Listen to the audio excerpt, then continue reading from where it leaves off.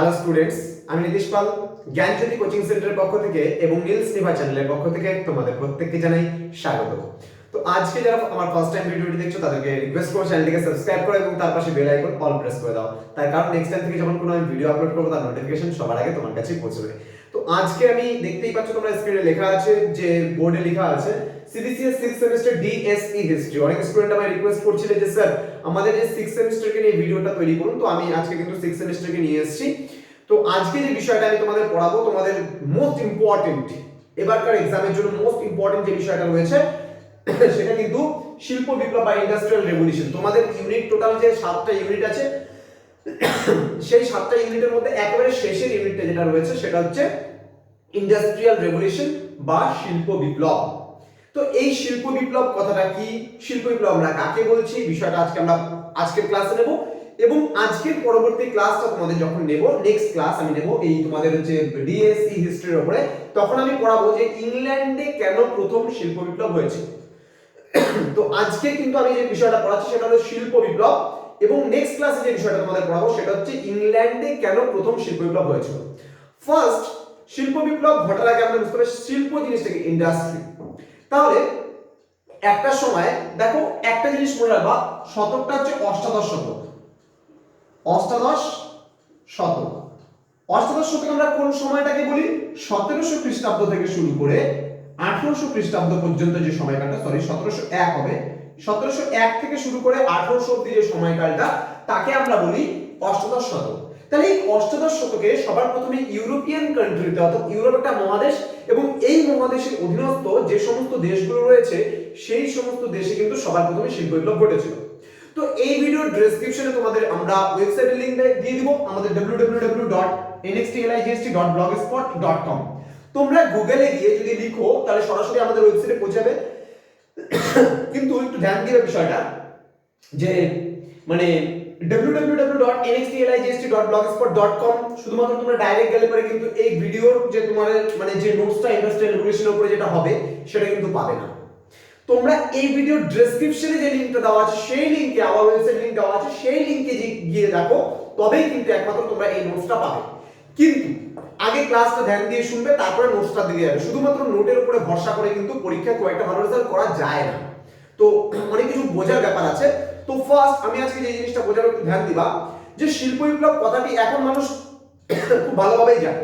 যেমন মনে করো এখন মোবাইল ফোন, দেখ দাও মোবাইল ফোন, এখন অ্যান্ড্রয়েড মোবাইল ফোন সবাই জানে। কিন্তু একটা সময় ছিল যখন কিন্তু মানুষেরা মোবাইল ফোন বলতে একটা আশ্চর্যজনক একটা বিষয় কিন্তু ভাবতো, মোবাইল ফোন ভাববে বিশাল ব্যাপার। আমি যখন উচ্চ মাধ্যমিক দেই, সাপোজ মনে করো আমি যখন উচ্চ মাধ্যমিক দেই তখন কিন্তু আমার কাছে মোবাইল ফোনও ছিল না। কিন্তু এখনই আমি ক্লাস 9 বা ক্লাস 10 এর ছেলে মেয়েদের কিন্তু অনলাইনে আমি পড়াচ্ছি। তাহলে এটা ইন্ডাস্ট্রিয়াল রেভলিউশন বলতে পারো, এই ঘটনাটাকে শিল্প বিপ্লব বলতে পারো। তাহলে এক কথায় যদি আমরা বলতে চাই যে দৈহিক শ্রমের পরিবর্তে আমরা যদি যন্ত্রপাতির মাধ্যমে কোনো কাজ করি তখনই সেটা হয়ে যাবে ইন্ডাস্ট্রিয়ালিস্ট ব্যাপার, তখনই ওটা হয়ে যাবে শিল্প বিপ্লব। তাহলে এবার আমরা বইয়ের ভাষা নিয়ে একটু আলোচনা করবো, বিষয়গুলোকে কি বলেছে। দেখো সম্পূর্ণ তো আর ওই বোঝানো কথায় তো লেখা যাবে না পরীক্ষার সময়, কিছু কিছু কথা বইয়ের ভাষা উৎকাতে হবে এবং সেগুলোকে নিজের মতন করে, বইটা তোমরা পড়ো কিন্তু সেই বইটা পড়ে নিয়ে তুমি নিজের মতন করে সেটাকে পড়ে নিয়ে তারপরে সেটা একটা জায়গায় নিয়ে আসো। দেখো শিল্প বিপ্লব কথাটি এখন বহুল প্রচলিত। বহুল প্রচলিত মানে কি? অনেক প্রচলিত।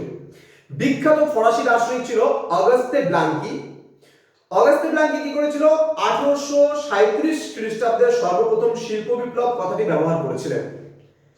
অগাস্ট ব্লাঙ্কি, আমি নামটা লিখে দিচ্ছি, অগাস্তে ব্লাঙ্কি। ব্লাঙ্কি সর্বপ্রথম শিল্প বিপ্লব কথাটি ব্যবহার করেছিলেন। কত সালে করেছিলাম? যে 1837, 1837 উনি শিল্প বিপ্লব কথাটি সর্বপ্রথম ব্যবহার করেছিলেন। তো এবার কি বলছে যে তারপর 1880 থেকে 81 সালে বিশিষ্ট ইংরেজ ঐতিহাসিক আর্নল্ড টয়েনবি অক্সফোর্ডের যে বক্তৃতামালা হয়েছিল সেখানে শিল্প বিপ্লব কথাটি বুদ্ধিজীবী মহলে জনপ্রিয় করে তুলেছিল। এখন প্রশ্ন হলো শিল্প বিপ্লব বলতে এক্স্যাক্টলি কি বোঝাচ্ছে। দেখো তো এবার শিল্প বিপ্লবের ডেফিনেশন নিয়ে কিন্তু পণ্ডিতেরা একমত নন। তো সাধারণভাবে আমরা যেটা বলবো যে অষ্টাদশ শতকের মধ্যভাগে বহু বৈজ্ঞানিক যন্ত্রপাতির আবিষ্কার হয়ে গিয়েছিল। একটা জিনিস খুব ভালোভাবে ধ্যান দিবা, যখন মনে করো আমরা যদি একটা সময় ধরি প্রাক স্বাধীনতার পূর্বে, যখন মনে করো ইন্ডিয়ার কথা যদি ধরি, অ্যান্ড ইংল্যান্ডের কথা যদি ধরি, তাহলে ইন্ডিয়া অ্যান্ড ইংল্যান্ড, তাহলে ইংল্যান্ডের বা ইংরেজদের উপনিবেশ ছিল ইন্ডিয়া। তো ইন্ডিয়ায় একটা সময় কি ছিল, সুতির বস্ত্রের ব্যাপক চাহিদা ছিল, নাম হচ্ছে সুতি বস্ত্রের, সুতি বস্ত্রের ব্যাপক চাহিদা ছিল, মানে ইন্ডিয়াতে প্রচুর পরিমাণে উৎপাদন হতো, সেই সুতি বস্ত্রের চাহিদা ছিল ইংল্যান্ডে। কিন্তু একটা সময় পরে কি করলো, ইংল্যান্ডে যন্ত্রপাতি তৈরি হয়ে গেল এই অষ্টাদশ শতক নাগাদ। যখন ইংল্যান্ডে যখন কি বললাম যে যন্ত্রপাতি নির্মাণ হয়ে গেল, তখন কি করতো, ভারতে যে সুতি বস্ত্র হতো, অর্থাৎ এটা কি করা হতো, তাঁতে বোনা হতো, তাঁত, হস্তচালিত তাঁত শিল্প আমরা বলবো, হস্তচালিত তাঁত শিল্প। তাহলে হস্তচালিত তাঁত শিল্পের মাধ্যমে কি করা হতো, সুতির বস্ত্র তৈরি করা হতো। এবারে এই সুতির বস্ত্র কোথায় চলে যেত, বিদেশের বাজারে চলে যেত। কিন্তু একটা সময় কি হলো, এই অষ্টাদশ শতক যখন চলে আসলো, তখন ইংল্যান্ডে কি হলো, মেশিন তৈরি হয়ে গেল, মেশিন, মেশিন তৈরি হওয়ার মাধ্যমে কি হলো, এখানে কম খরচে ভালো ও বেশি উৎপাদন হতে লাগলো, কম খরচে ভালো আর বেশি উৎপাদন হতে লাগলো। কোথায়, ইংল্যান্ডে হওয়া শুরু করলো। যখনই এখানে যন্ত্রপাতি নির্মাণ হলো, তখনই কিন্তু এখানে কি ঘটলো, শিল্প বিপ্লব বা ইন্ডাস্ট্রিয়াল রেভলিউশন ঘটে গেল। তাহলে কি হলো, এখানে মানুষ হস্তচালিত অর্থাৎ দেহটাকে খাটাতো, কিন্তু যখন কি হলো, যখন হস্তচালিত বদলে এখানে হস্তচালিত যে তাঁত শিল্প ছিল, সেটার বদলে কি হলো, ইংল্যান্ডে যে যন্ত্রপাতি ও মেশিনের মাধ্যমে উৎপাদনগুলো হওয়া শুরু করলো, সেটাই হচ্ছে শিল্প বিপ্লব। আমি এবার আরেকটু বলছি জিনিসটা দেখো, ঐতিহাসিক ফিশার বলে একজন ঐতিহাসিক ছিলেন, তিনি কি বলেছেন, দৈহিক শ্রমের পরিবর্তে, অর্থাৎ নিজের দেহ দিয়ে যে তুমি শ্রম বা পরিশ্রম করবা, সেই শ্রমের পরিবর্তে যদি যন্ত্রপাতির দ্বারা যদি শিল্প সামগ্রীর উৎপাদন বোঝানো হয় এবং এর ফলস্বরূপ উৎপাদন বৃদ্ধিকে বলা হয় শিল্প, মানে শিল্প বিপ্লব। একটা জিনিস তুমি চিন্তা করো, ভারতবর্ষে মনে করো, ইন্ডিয়াতে আমাদের যেটা হলো হস্তচালিত তাঁত শিল্পের মাধ্যমে, মনে করো একজন মানুষ একটা কাপড় সারাদিনে বুনতে পারতো না, একটা মানুষ একদিন মানে একটা কাপড় সারাদিনে তোমার তৈরি করতে পারতো না, যদি খুব সেই মানের যদি কাপড় হতো। কিন্তু ইংল্যান্ডে মেশিনের মধ্যে দিয়ে একজন মানুষই অনেক কিন্তু উৎপাদন করতে পারলো, অনেক উৎপাদন করতে পারলো। তাহলে এটাকেই বলবো রেভলিউশন, এটাকেই বলবো বিপ্লব, তাই না? তাহলে কি বলছি, যখন কি হচ্ছে, মানুষের মাধ্যমে বা দৈহিক শ্রমের পরিবর্তে যখন যন্ত্রপাতি বা মেশিনের মধ্যে দিয়ে যখন অনেক উৎপাদন করা হচ্ছে, তখনই সেটাকে আমরা বলবো ইন্ডাস্ট্রিয়াল রেভলিউশন বা শিল্প বিপ্লব। আশা করি বোঝাতে পেরেছি।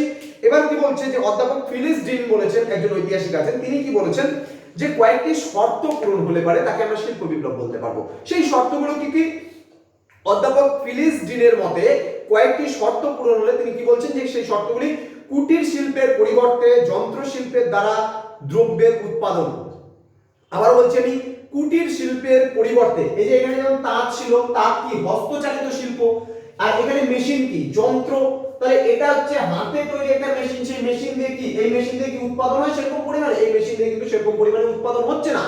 কিন্তু আমরা যদি লক্ষ্য করি যে এখানে যে মেশিন আছে, এই মেশিনগুলোর মাধ্যমে উৎপাদনটা বেশি করা যাচ্ছে, তাহলে এটা ছিল কুটির শিল্প, হাত দিয়ে তৈরি, কিন্তু এখানে যেটা হচ্ছে উৎপাদন, সেটা কিন্তু মেশিন দিয়ে তৈরি। তাহলে এটা হাত দিয়ে তৈরি, এটা মেশিন দিয়ে তৈরি, তাহলে এটা যদি এই শর্তটা যদি হয়, তবে আমরা বলবো শিল্প বিপ্লব ঘটেছে। তাহলে কি বললাম, যে হস্তশিল্প থেকে যখন কি আসবে, মেশিনের মাধ্যমে উৎপাদন হবে, তাহলে এটা একটা শর্ত। দেন বলছে শ্রমিকের মাধ্যমে উৎপাদন করা হবে। এখানে কি হচ্ছে, এখানে শ্রমিকের মাধ্যমে হচ্ছে, কিন্তু এখানে কলকারখানায় শ্রমিকের মাধ্যমে হবে। এখানে কুটির শিল্প শ্রমিকের মাধ্যমে উৎপাদন হচ্ছে, কিন্তু এখানে মানে শ্রমিক সংখ্যাটা বৃহৎ, এখানে শ্রমিক সংখ্যাটা বৃহৎ, কিন্তু মেশিনের মাধ্যমে যখন আমি উৎপাদন করব, তখন শ্রমিক সংখ্যাটা কিন্তু এখানে কম হলেও আমার হয়ে যাবে, তাই না? সাপোজ মনে করো একটা সময় ছিল যখন হচ্ছে চাষের জমিতে প্রচুর মানুষ কাজ করত, কিন্তু এখন একটা সময় এসেছে যখন চাষের জমিতে অত কেউ কাজ করে না। আগে দেখবা, আমি দেখেছি বা তোমরাও দেখেছো হয়তো, যারা গ্রামে বাড়ি তারা একটু দেখতে পাবা, সাপোজ মনে করো যখন ধান কাটার সময় হয়, সেই ধান কাটার সময় হলে আগে কি হতো, আগে লাইন লাইন ধরে ধরে ধরে ধরে মহিলারা মাথায় করে করে বা ছেলে পুরুষ মানুষরা মাথায় করে করে ধান নিয়ে পৌঁছে দিত মালিকের বাড়িতে। কিন্তু এখন যেটা একটা গাড়ি হয়ে গেল, সেই গাড়ির মাধ্যমে কি হচ্ছে, এটা চলে যাচ্ছে একবারে। তাহলে যেটা 10 জন মানুষ মিলে করতো, সেটা এখন একজন মানুষ মিলে মেশিনের মাধ্যমে করতে পারতেছে বা গাড়ির মাধ্যমে করতে পারতেছে। তাহলে এই জিনিসটাকে আমরা বলবো শিল্প বিপ্লব। আগে কি ছিল, আগেও আমার কাছে শিল্পগত কিছু জিনিস ছিল, যেমন কাঁচি, যেটা দিয়ে আমি কাটবো, ঠিক আছে, যেটা দিয়ে আমি কাটবো কাঁচি, তাহলে এই কাঁচিটা দিয়ে 10 জন মানুষ ধান কাটতেছে। কিন্তু এখন অত্যাধুনিক যন্ত্রপাতি আবিষ্কারের ফলে একজন মানুষই গোটা ধানগুলো কেটে নিয়ে চলে যাচ্ছে। মেশিনের মাধ্যমে যেখানে 10 জন পিটিয়ে পিটিয়ে ধানগুলোকে বের করতো, এখন সেখানেই কি হচ্ছে, মেশিনের মাধ্যমে ঢেলে দিচ্ছে, সমস্ত ধান সহকারে ঢেলে দিচ্ছে, মানে খড় একদিকে চলে যাচ্ছে, একদিকে ধানগুলো চলে যাচ্ছে। তাহলে এই যে বিষয়টা, এই বিষয়টাকে বলা হয় শিল্প বিপ্লব। আরো কি বলেছে দেখো, বিষয়টা ধ্যান দাও। আরেকটা শব্দ যেটা বলেছে সেটা হলো যে উৎপাদিত দ্রব্যাদি বিক্রয় করে মুনাফা লাভের ব্যবস্থা। এখানে অবশ্যই মুনাফা লাভ হবে, কিন্তু এখানে বৃহৎ পরিমাণে মুনাফা লাভ হবে। এখন সাপোজ মনে করো আমি যদি আমার যদি মনে করো একটা দোকান থাকে, সাপোজ মনে করো আমি দোকানে ওয়ান প্রোডাক্ট বিক্রি করছি, একটা প্রোডাক্ট আমি বিক্রি করছি আমার দোকানে, এবং মানে আগে আমি করতাম একটা প্রোডাক্ট মনে করো দিনে তৈরি করতাম। সাপোজ মনে করো যে কোনো জিনিস হতে পারে, আমি যে কোনো প্রোডাক্ট হতে পারে, সাপোজ কেক, আমি হাত দিয়ে কেক বানাচ্ছি, আমি দিনে 2টো কেক বানাচ্ছি, তাহলে 2টো কেক বিক্রি করে মনে করো আমি 50 রুপিস করে 100 রুপিস আমি ইনকাম করবো, হতে পারে। এবার সাপোজ মনে করো আমি 3টা প্রোডাক্ট যে দিনে যখন তৈরি করতে পারবো, তখন 3টা প্রোডাক্ট, যখন 2টো প্রোডাক্ট তৈরি করছি আমি, 2টো প্রোডাক্টে 50 রুপিস করে আমার 100 রুপিস হলো। যখন আমি 3টা প্রোডাক্ট মেশিনের মাধ্যমে বা 4টা প্রোডাক্ট আমি মেশিনের মাধ্যমে তৈরি করতে পারবো, 4টা বা 5টা প্রোডাক্ট তৈরি করতে পারবো, তখন কি হবে, 4টা প্রোডাক্টের জন্য আমার 200 টাকা ইনকামটা কিন্তু আমার এখান থেকে এইখানে ডবল হয়ে গেল।